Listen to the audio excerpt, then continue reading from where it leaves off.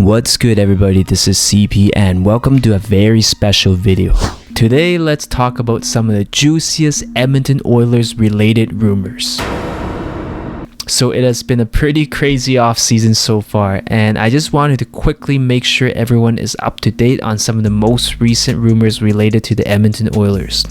First, we have Sam Gagner being linked to the Edmonton Oilers, as rumors have suggested that the former Oiler could be returning to Edmonton on either a PTO or a short-term contract. And according to Tom Gazzola, who covers the NHL and does work for TSN, he first dropped the rumor on an episode of the podcast The Oil Stream. Then later on Twitter, he kind of confirmed about the Gagner rumors in a reply to a tweet sent to him from Oilers Nation. So let's assume that the Gagner to Edmonton rumors come to fruition, and Gagner does come back on a PTO, and maybe let's say he makes the team, or maybe Ken Holland decides to give him a 1-year contract, maybe somewhere around league minimum to under 900k. If that happens, I personally don't have a huge problem with the idea of bringing Gagner back, maybe being the Oilers' 12th or 13th forward, because in my opinion, I feel like he brings more to the lineup than a player like Devin Shore, Derek Brassard, or Tyler Benson. Yes, he has bounced around quite a bit over the past several years, but he's coming off a pretty good season last year, racking up 12 goals, 18 assists, and 31 points as a bottom 6 forward for the Detroit Red Wings. And obviously, at this point in Gagner's career, you probably can't expect much more than maybe a very skilled 4th line depth forward, but I feel like he can still come in and occasionally be a second power play unit guy and possibly contribute on the team's PK as well. More importantly, he seems like he can be a great guy for the room as well, as he seems to be a very well respected guy everywhere he goes and might be the type of veteran guy the Oilers need to motivate and inspire the room, especially if they plan to go very deep in the playoffs. Outside of that, I personally think the Oilers still need a little bit more grit and size in the bottom 6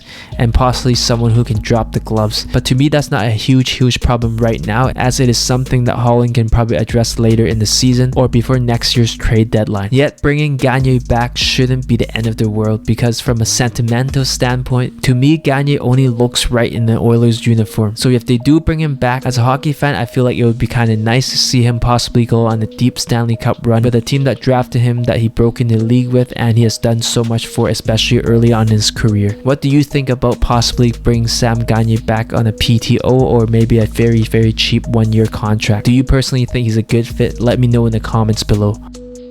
Next rumor, we might actually have a double bombshell here, because according to Sportsnet's analyst Gene Principe and his conversation on Bob Stauffer's Oilers Now podcast earlier this week, Patrick Kane might be rumored as the Oilers' main priority, as they might try to trade and target for him. As Principe said, I have no doubt in my mind, unless there are some extenuating circumstances that we don't know about, that Patrick Kane would come to Edmonton for sure, and I would take Phil Kessell as plan B.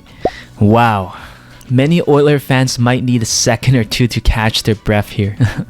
Because it's Patrick Kane we're talking about, one of the best NHL players of this generation and still probably one of the best scoring wingers in the NHL today. To break things down for those of you who don't follow the Oilers or the Oilers media in general, Gene Principe is not known to randomly throw out rumors very often, especially a rumor of this magnitude with the names of Patrick Kane and Phil Kessell being so specific. As a non-certified YouTube hockey expert here, it seems like this story might actually have some legs, and the noise might be more legit than most people think here. Since Gene Principe is closer to the Oilers organization than most of us here, so a part of me believes that he might have heard rumors from someone close to the organization regarding the Oilers potentially targeting Patrick Kane or Phil Kessell. And like they say, when there's smoke, there is fire. So let's take a deeper look at what could happen if these deals were to go down for the Edmonton Oilers. First, let's take a look at Phil Kessell. In my eyes, Kessel is an easy fit for the Oilers. He's a proven scorer in the NHL with Stanley Cup winning experience, and as of right now, he's still a UFA looking for a contract. So I assume the longer this drags out for him, the lower the asking price will have to be. Kessel is also coming up somewhat of a down year by his standards, scoring only 8 goals and 52 points in 82 games, which is not bad if you compare to the average NHLer. But if you take a look at Kessel's history of his production, this is definitely a down year. At the same time, we can't forget that he played on a very bad Arizona Coyotes team, and their best players were Clayton Keller and Nick Schmaltz. No offense to those guys, they're great players, but they are not Leon Draisaitl or Connor McDavid. So from the Oilers' standpoint, this might be a great opportunity to bring in a proven complementary winger without giving up any assets, or breaking the bank with a huge contract for that matter. Obviously, the Oilers still have some cap issues that they still have to figure out before the season starts. The way I see it, Kessel can come in and fit in seamlessly somewhere in the top 9. Not only would this give the Oilers more options on the right wing, but if you staple him beside McDavid or Draisaitl all year, I could easily see Kessel score 20 to 25 goals and possibly over 60 points again. Personally, what do you think of the Oilers targeting Phil Kessell rumors? As according to Principe, do you see a fit with him in Edmonton as a plan B option behind Patrick Kane, or would you do something else to help improve the roster? Comment your thoughts below. Next, let's talk about the Oilers' rumored plan A, Patrick Kane. First, let's look at the pros of this potential deal. Now, no doubt adding Patrick Kane into the Oilers' current top 6 might honestly make them the most lethal offense in the league next year. Yes, I'm not talking about their defense, but rather how many goals this group could potentially put up and their ability to potentially score at will. In a sense, it would almost be video game-like, because can you imagine all the combos Jay Woodcroft would have at his disposal? Kane to Draisaitl for the 1T, McDavid to Kane backdoor, Draisaitl to Kane, Kane to Kane on a 2-on-1. Honestly, you get the picture here. The offensive options would literally be endless here, because you would be adding a legit 90-point player into the top 6 that already includes McDavid, Draisaitl, Evander Kane, Zach Hyman, and Ryan Nugent-Hopkins all still in their prime. Not to mention the power play would be unfair as well, as they are already one of the elite power plays in the league, and if you give them another elite high-end weapon who can be the #1 option on a power play for most teams, it might be game over. Also, if you think about it from Patrick Kane's standpoint, there's a good chance that he's gonna get dealt sometime before his contract expires. And in terms of landing spots, if Patrick Kane wants a shot to win, there aren't too many places better than Edmonton in my opinion, because based on what we saw last season, they're probably at least a second round team with third round upside again next year. And we also can't forget that former teammate Duncan Keith seemed to love his time as an Oiler, and it is rumored that Keith might get a job with the Oilers in some capacity. So if that's true, it definitely can't hurt to have Keith put in a good word for the Oilers. However, I don't want to be a downer here, but we have to keep things realistic and figure out what type of price Holland is willing to pay to acquire Kane.